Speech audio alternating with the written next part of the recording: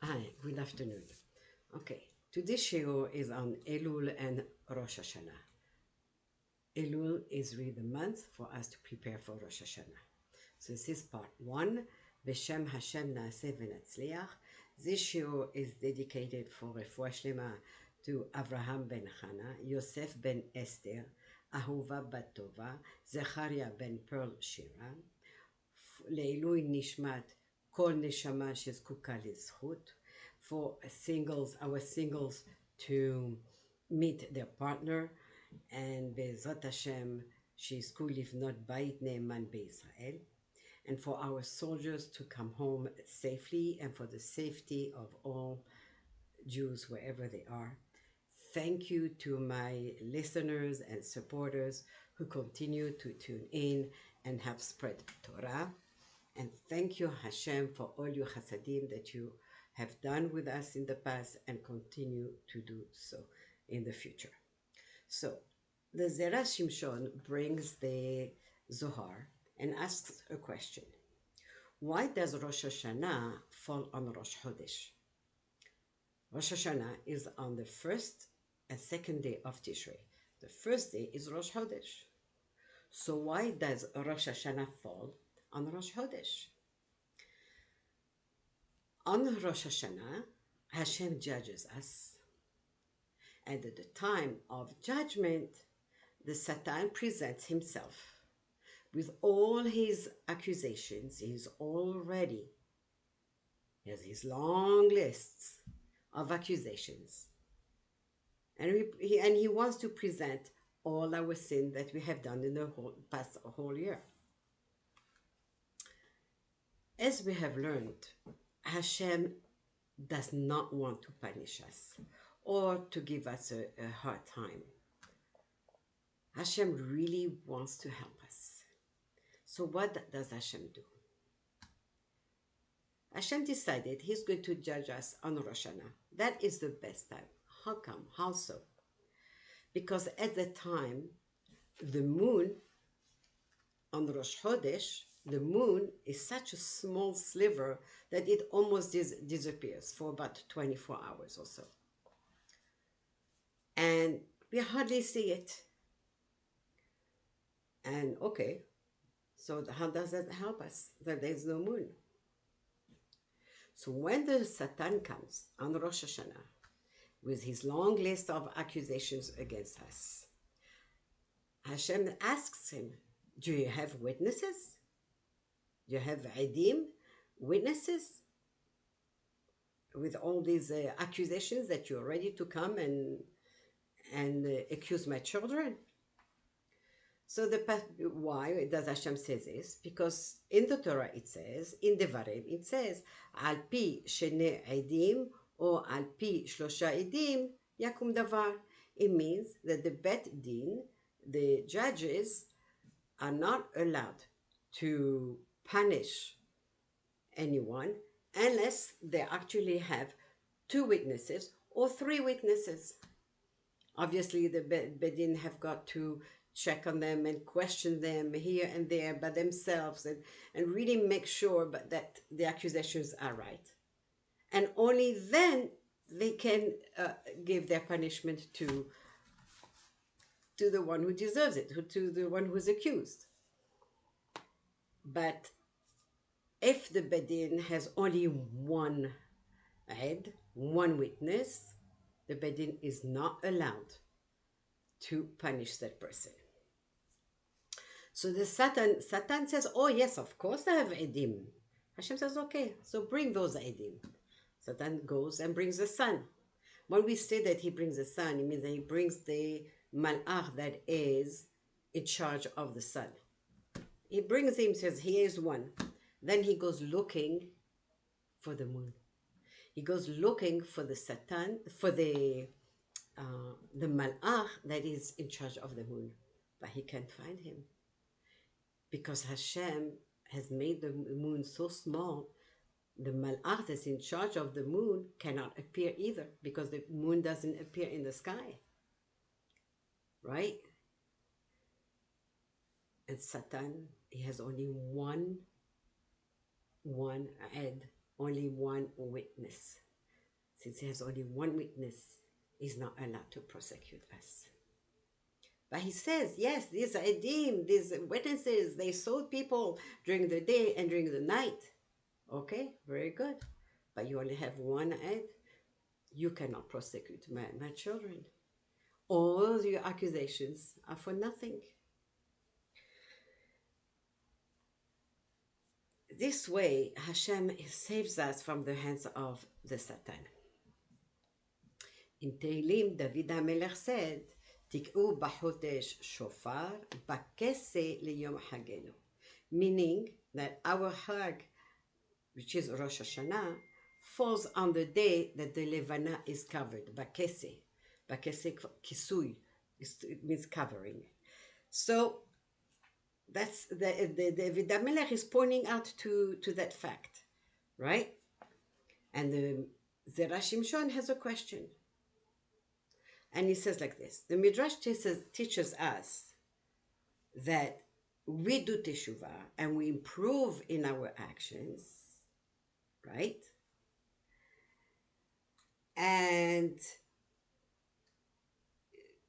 however, even if we don't do teshuvah and we don't improve in our actions, we are safe from the Satan. Why? Because Hashem is covering the moon. The Satan has only one head, so the Satan cannot bring his accusations against us. And that's it. Hashem has to give us a good year, right? And a blessed year. But how is it possible?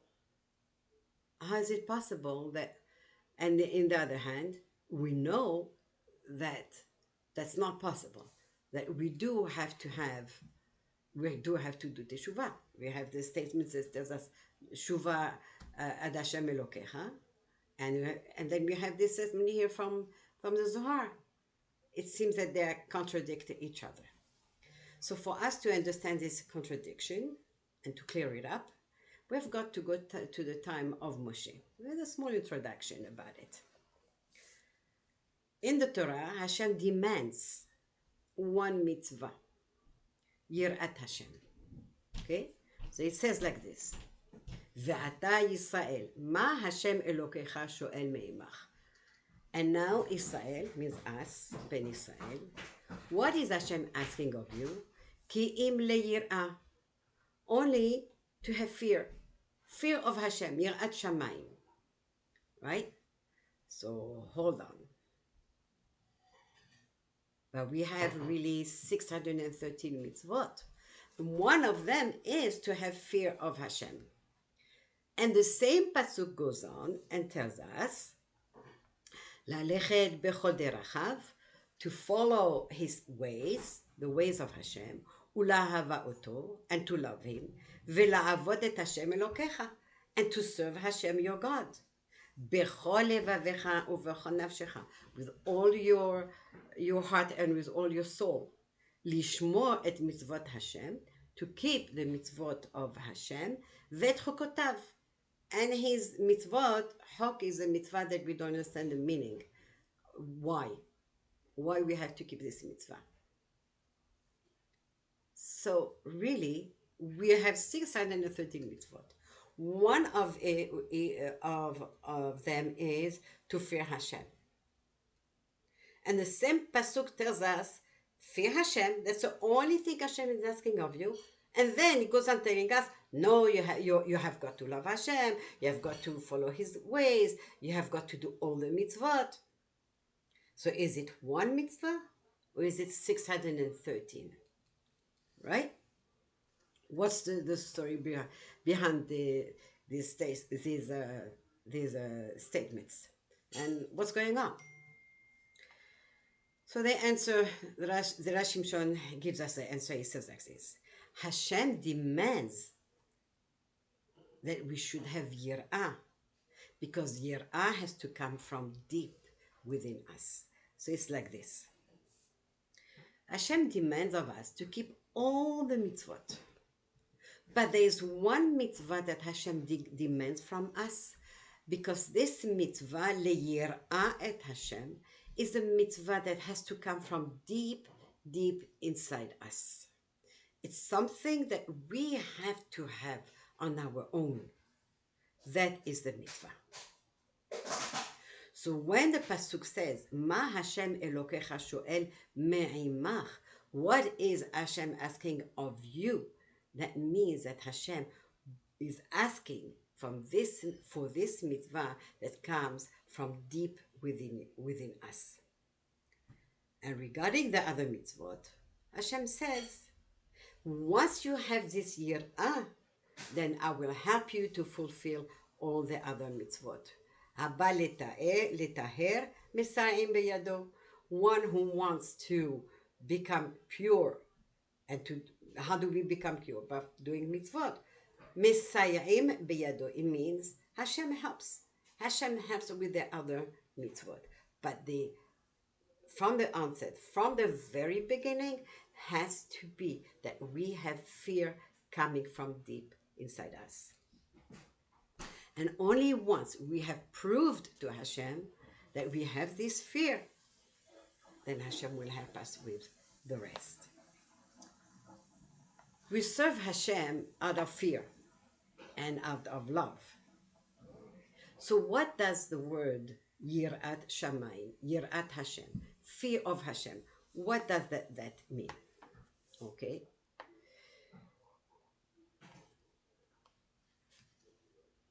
So are we really supposed to serve Hashem only out of fear?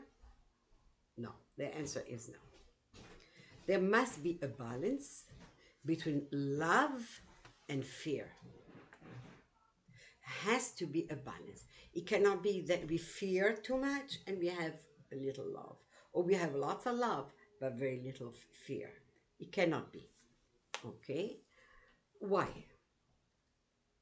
Because the love that we have inside us is going to grow within us because of the fear, to the point that we are going to want to fulfill the positive mitzvot aseh. For example, put a mezuzah, right? That is mitzvot aseh. Say tefillah, that is mitzvot aseh.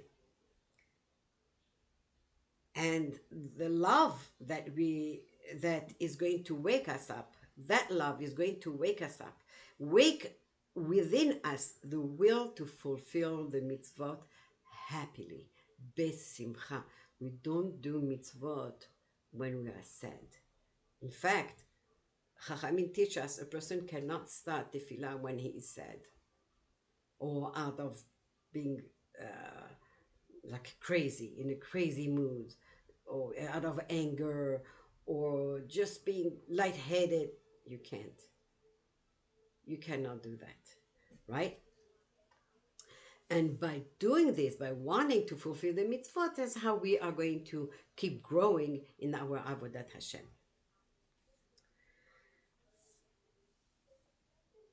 The fear is going to help us not to break the mitzvot lo ta'aseh, the negative mitzvot, such as not to do work on Shabbat, not to eat food that is not kosher.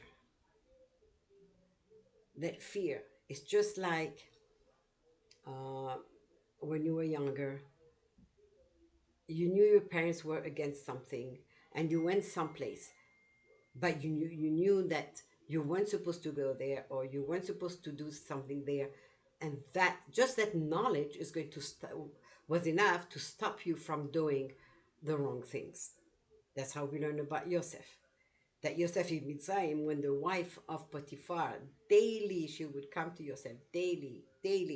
She wanted him to marry her. And he said to her, how can I marry you? You're already married. You have a husband. Your husband trusts me. He's my master. He trusts me with everything in the house. How can I do something like this? Right? And every time he would think of his father. And on the day she grabbed him by his jacket, he had the picture of his father in front of him. And it was so hard for Yosef.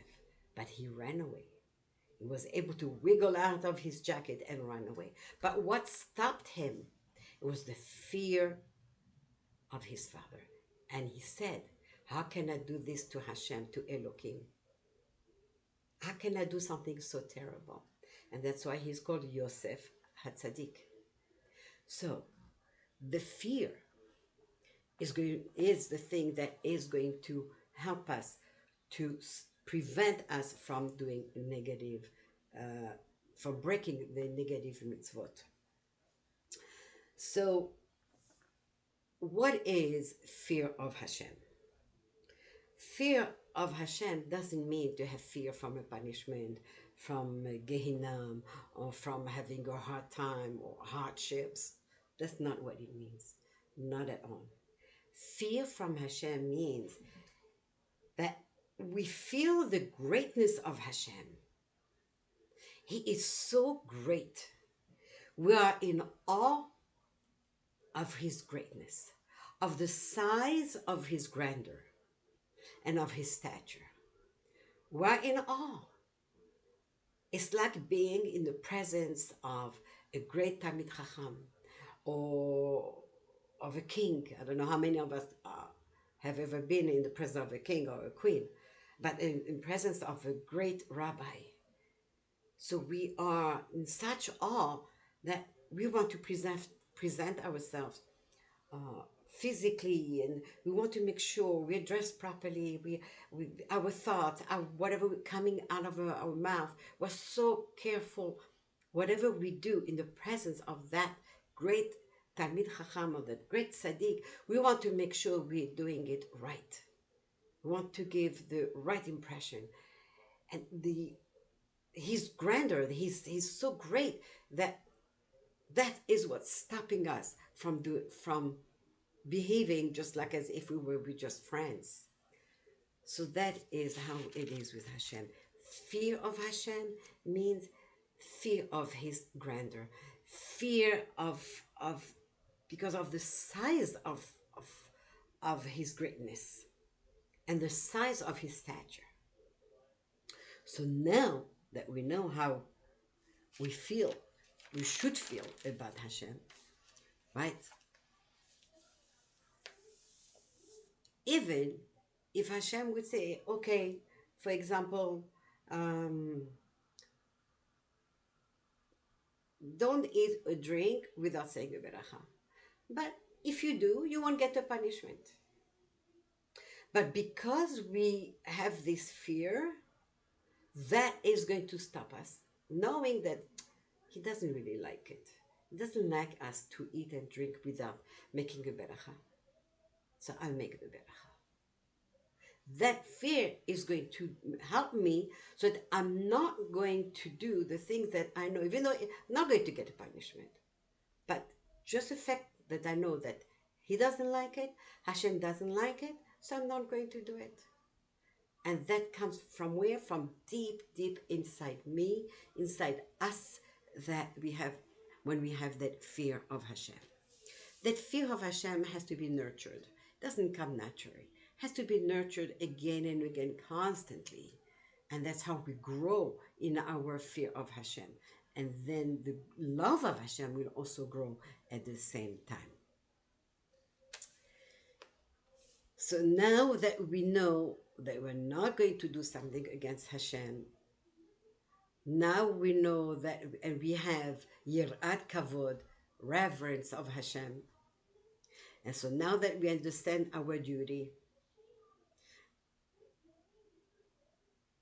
right, regarding ahava and yirat Hashem, now we have to go back to teshuvah. In the Torah it says, Tik'u b'chodesh shofar. In the month, you're going to, talking about the month of Tishrei, you're going to blow the shofar. The shofar has the ability to wake us up spiritually. Yes, it also wakes us, those who are asleep, right? But it's more of a spiritual awakening. As it says in the Navi Amos, Im yitaka shofar ba'ir ve'am lo yeheredu. If the shofar is blown in a city, people are not going to be scared. Of course, they're going to be scared. Scared here doesn't mean just physically scared. It means having that fear of Hashem, that awe of Hashem. But having that fear, that awe, is that enough? No. We need together to have fear, right? We need to have that so that we can make improvements in our behavior, in our actions, so that we can do teshuvah out of love. The Midrash teaches us that the word shofar comes from the Lashon leshaper, that means to improve. It is hinting to us that we need to improve our actions, our deeds, in order to fulfill Hashem's will. And by having the right balance between fear and love, we will merit to have a good judgment on Rosh Hashanah. All right, so now we know what we're supposed to have: love and fear, and teshuvah and improvement. Okay, what about the past? For next year, okay, clean slate. That's it. I want to live in Kedusha. I want to live, be careful with what I do, what I see, what I hear, what I read, where I go, and what I eat, right? And with purity, with tahara. But what about what I did the past year? What about it? What am I going to do? Satan is still going to come, right? Not only the Satan, all those good malachim that we created with our mitzvot, they're going to be there the day of Rosh Hashanah. But along with them are going to be those bad malachim that we created when we did our averot. So what's going to be?